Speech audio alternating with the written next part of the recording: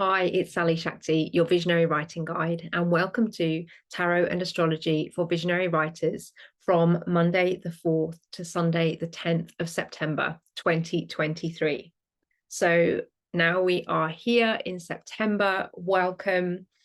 The theme for me of the energy this week feels very much like back to self. I remember very strongly and very clearly that back to school feeling that arises around this time. We're well into Virgo season now. We have this back to earth energy after the creative fire and self-expression of Leo, where our energy has been focused outwards on connecting with others and creative self-expression. We have this returning of our energies to ourselves, to our own root, and to the earth of our health, our bodies, our healing. And what does that mean for us as creative visionaries, visionary writers and creatives? It means that we've had this big energy of inspiration. We've had this fire energy of Leo, perhaps even that energy of, as I said, creative self-expression, where we've been putting a lot of ideas out, where we've been sharing ourselves with others, where we've been sharing our practices and our processes. Maybe you've been at summer festivals sharing your workshops. Maybe you've been selling your products online or in person. Maybe there's been a big push to put yourself out there creatively through Leo season. Virgo season brings us back to ourselves, brings us back down to the earth and back down to our bodies. It's asking us to check in, because when we get through into, when the sun moves into Libra later this month at the Libra equinox, we'll be in that energy of rebalancing and realigning. So Virgo is our opportunity to prepare our bodies as vessels through nourishment and nutrition and self-care to prepare ourselves to come back into balance physically and energetically. And in terms of our creativity, it's that opportunity to focus and to I'm going to say focus and filter and funnel our energy, to direct the energy that has been very big and expressive in Leo season, to begin to direct that towards a particular intention or outcome, or to check in with what needs to be done and what can be achieved before the close of this year, before the completion of this year's seasonal cycles. So we're really coming back down to the earth, back down to the body. And today, Monday, the 4th of September, with the moon in Taurus, we might be feeling that earthy call even more strongly. Those earth energies ask us to create boundaries, to have discernment, to be practical about what actions we can take and what steps we can make to move ourselves in the direction of our creative visions. We have, as I mentioned last week, Mercury retrograde in Virgo. So we have both the Sun and Mercury in Virgo, whilst Mercury is currently retrograde. This again might be a call back to some of the practices and processes of editing, revising, reviewing, redrafting, looking again at what we've created, what we put out there in the big energy seasons, and bringing it back down to, okay, so what works?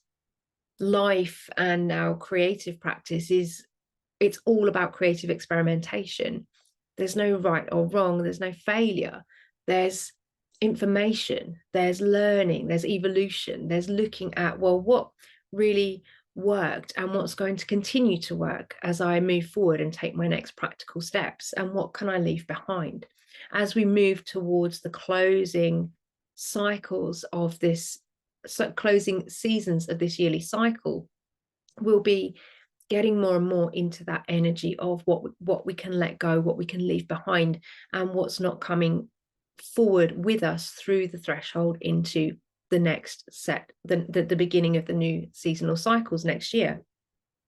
So we're beginning that process now. We're beginning that discernment process to look at what we've created, what we've been putting out, and to draw it back down to what will continue to be practical moving forward, and what are the steps that will move us towards our wider goals and our bigger creative vision, our soul's highest vision for our creative practice. With the moon in Taurus today, Monday and Tuesday, we might also be feeling more strongly the impact of the two planets that are now retrograde in Taurus. So Uranus has been retrograde in Taurus since, I think, last week. Yeah, since last Tuesday. And we now have Jupiter going retrograde in Taurus this week. That begins later today. Jupiter will be retrograde in Taurus until the very last day of this year, and then will begin its direct motion again. So for the rest of this year, we'll have both Jupiter and Uranus retrograde in Taurus. Jupiter is going retrograde from 15 degrees back to 5 degrees of Taurus. Now, you might remember from my videos back in March and April that is the exact same the exact same area. Those are the exact same degree points that Mercury was retrograde earlier this year. So back in March and April this year, we had a Mercury retrograde. We've had Mercury retrograde in the earth signs this year, first Taurus, now Virgo. Back in March and April, Mercury was retrograde in Taurus and covered those exact same degree points, 15 degrees to 5 degrees of Taurus.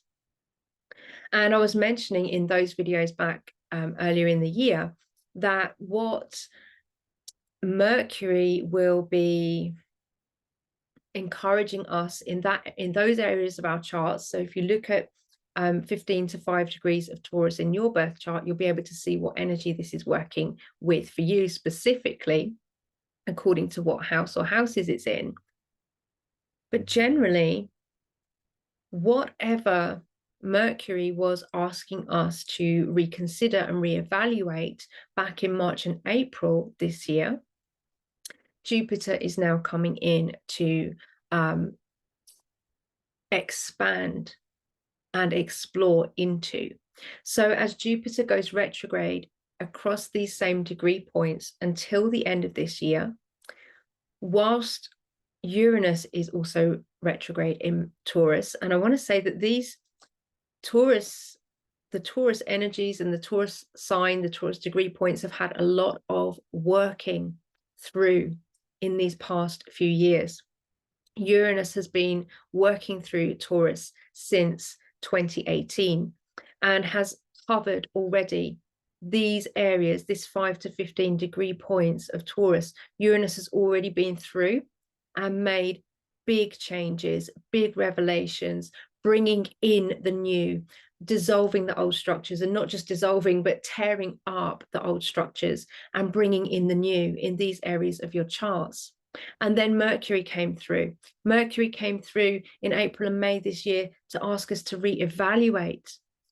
Where are we going? What is our direction? What is our creative intention in these 5 to 15 degrees of your chart in Taurus?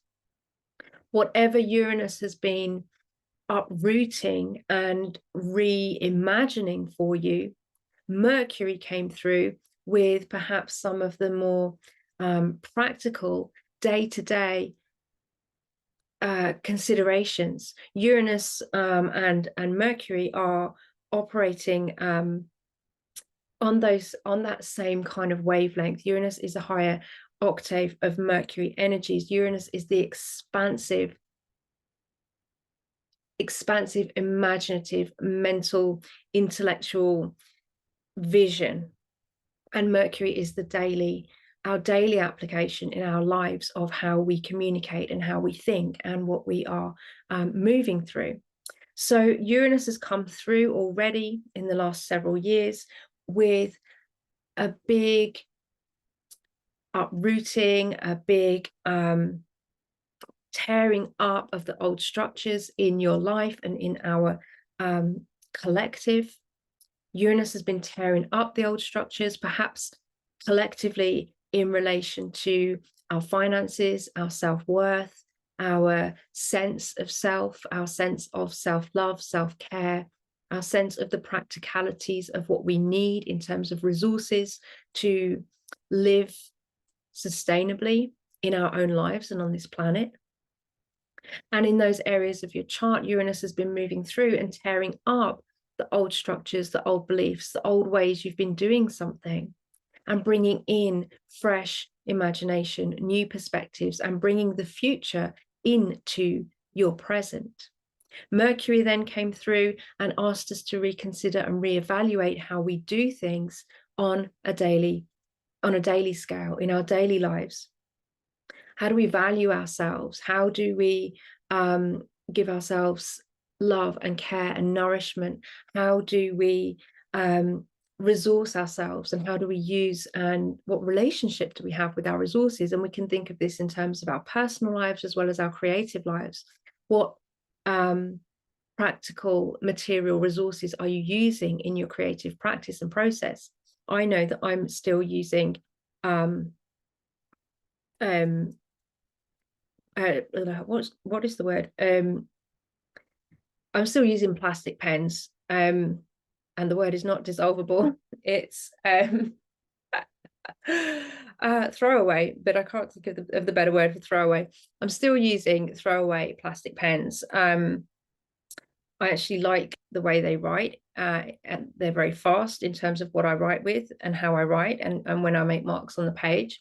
But I'm really aware that that's not sustainable, and I have intention to look for other tools, more sustainable versions. I know there are pens out there that I can get that are refillable, reusable, that are more of a beautiful item and a more sustainable, practical item than to have a single-use throwaway plastic pen.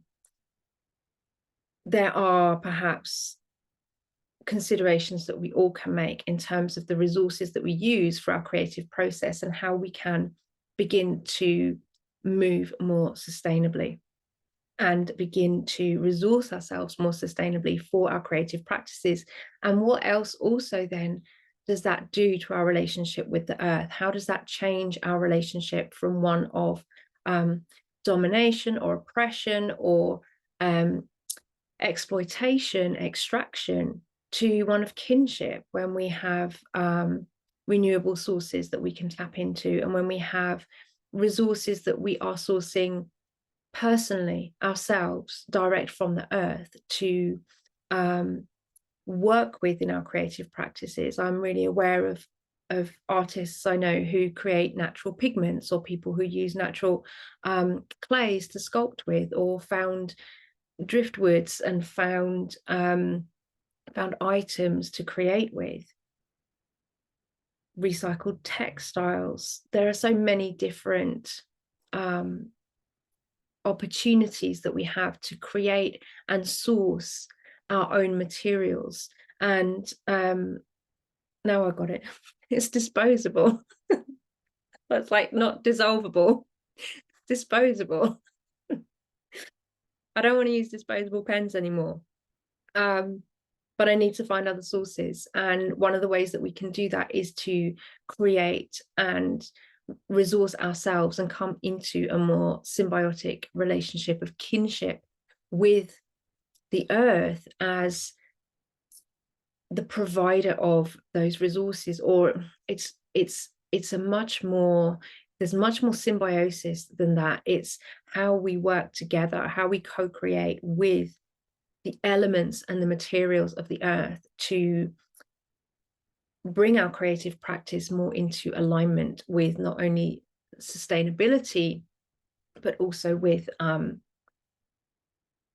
an energy of kinship, a relationship of kinship where we are in relationship with the earth and not extracting from the earth to get what we need. How can we bring ourselves more into alignment with that relationship? So Uranus has been through, Mercury has been through. Now we have Jupiter coming through this exact same area of your chart. And Jupiter is the planet of expansion and abundance and opportunity and possibility. So what Uranus has torn up and perhaps shown us what might be possible, Mercury has given us the opportunity to reconsider how this might look and feel in our daily lives and practice. Jupiter is going to come through between now and the end of this year to really make possible what Uranus and Mercury have shown us. Jupiter is going to again go retrograde, move backwards through those points, and then come forward again. And by March next year, Jupiter will have completed that process and be moving on from 15 degrees of Taurus. So something that started with Uranus back a few years ago, and then with Mercury in April and May 2023, moves through until March 2024 to have its completion of this cycle of where what Jupiter wants us now to connect with is that sense of abundance, possibility, expansion, massive increase in our self-worth and our capacity to hold resources, to hold energy, to hold our self-value and our self-worth, and to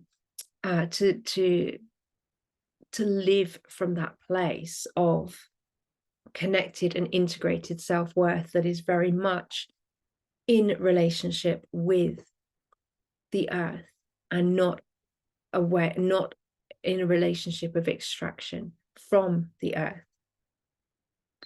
And whilst we're talking then about this elevated and expanded capacity to hold and to stand in our own self-worth, we have today Venus going direct. So Venus now completing her retrograde through the sign of Leo, which was very much all about self-sovereignty, self-worth, self-love, creative self-expression.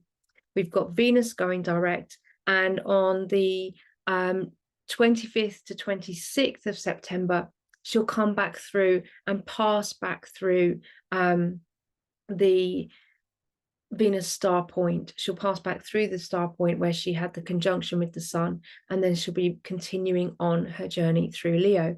So we've still got some really powerful energies at play this week and through the rest of this month and the rest of this year, particularly inviting us to consider self-worth, creative self-expression, and how we resource ourselves. Very much those themes of Leo and Uranus. And of course, we'll also have Uranus coming around to square that Venus star point. I mentioned that in last week's video.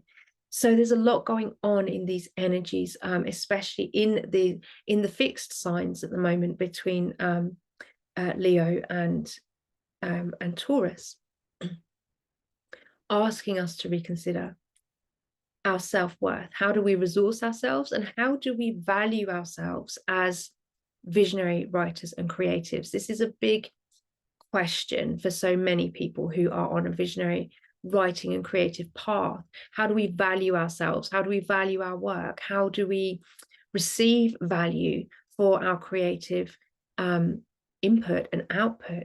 How do we honor ourselves as creative individuals? How do we, this is something I'm thinking about at the moment for some writing that I'd like to do. How do we begin to heal that creative wound, or that writing wound that has had us disconnected from our own innate ability to create?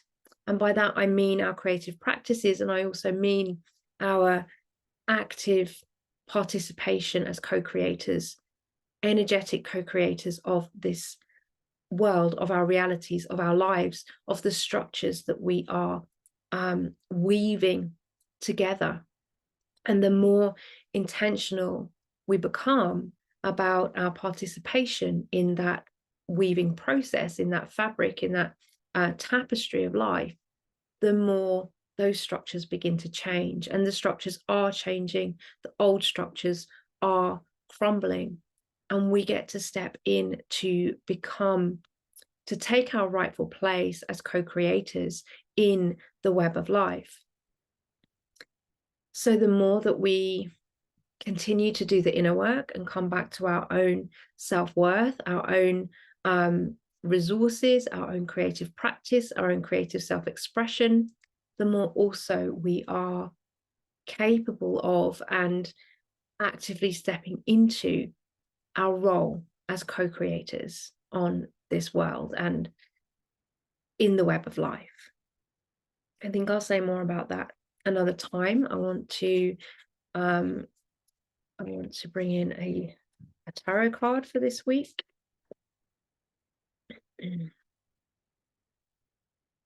So, I got these very, very beautiful new black and white Smith Rider-Waite cards, the Pamela Coleman Smith illustrations that are uncolored, black and white line drawings.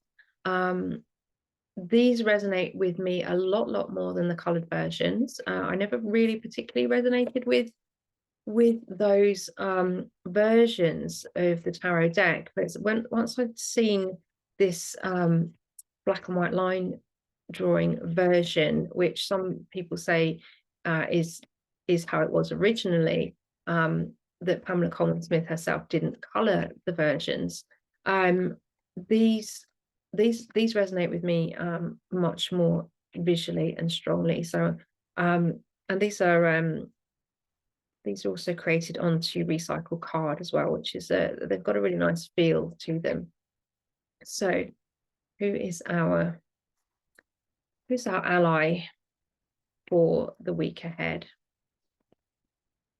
It's a relatively quiet week energetically, although there are big energies playing out, but it's a week, as I said at the beginning, to come back to ourselves, to indulge a little bit in that back to school feeling, to get a sense of what we can accomplish, what we can create, what we can complete before the end of this year. And perhaps it's quite a quiet time, quite an internal energy. I am about to pack up my things and head down to the far southwest of Cornwall for a 2-week writing retreat, where I hope to get as far as I can with completing the full-length version of the Visionary Writing Guide.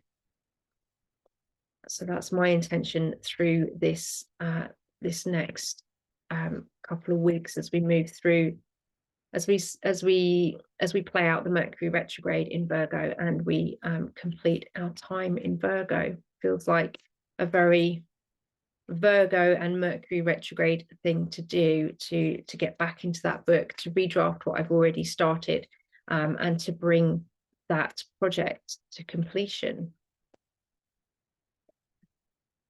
Okay, so who is our ally for this week? It's the Queen of Swords. Oh, so good. Can you see her? There.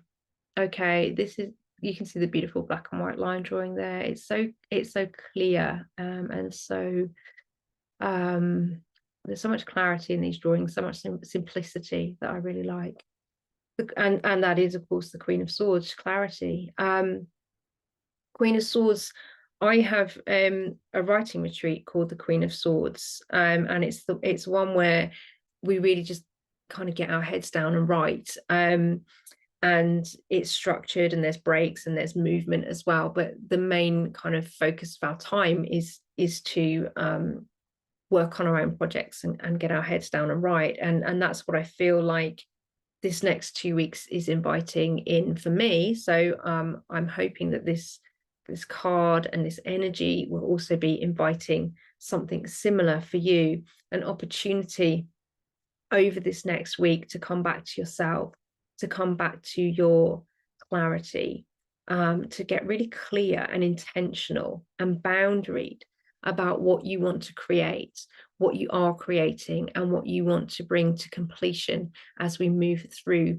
and into the final quarter of this year and the final quarter of our seasonal cycles in this year. Queen of Swords asks us to be intentional, be directional, as I said, to be boundaried and clear, and to set the space and the intention to hold that energy for what we want to get done, and specifically in terms of the mind, in terms of writing, and in terms of our creative visionary writing projects. What do we want to write? What can we set time for? What can we set space for? How can we create boundaries and intentions around that so that the project gets done, or so that we at least can give ourselves the time and the space to bring a project to completion that is ready to be birthed into the earth. So Queen of Swords this week will be supporting that kind of inward turn of energy, that coming back to self, to bring you back into focus for perhaps a particular project that you've been working on and wanting to complete before the end of this year. So, I think that's all I want to say about this week's energies. I am about to pack my bags and set off on a long drive, so I don't want to make this too long. I do also want to invite you, if you feel that you would like some help with getting into your visionary writing project as we move into the close of the year. I am running a free class online this week on Thursday the 7th of September at 7 p.m. that is London time, and it's if you are feeling stuck with your writing project, if you are experiencing any of the signs or symptoms of writer's block, for example, sitting at your laptop, blocking out that time, giving yourself the discipline to block out the time, but still not getting writing. This is very common for many writers, many visionaries, many creatives. What we'll be looking at is, what is writer's block? Why do visionary writers get it in particular? And what can we do about it to move ourselves forward and get our words onto the page? So that's coming up this week on Thursday the 7th. There's a link in my profile, and I'll drop a link into the comments below as well. Please do join us for that if you'd like to. If you click the link, you can sign up for it, and you'll get all the joining instructions and the Zoom link and everything else.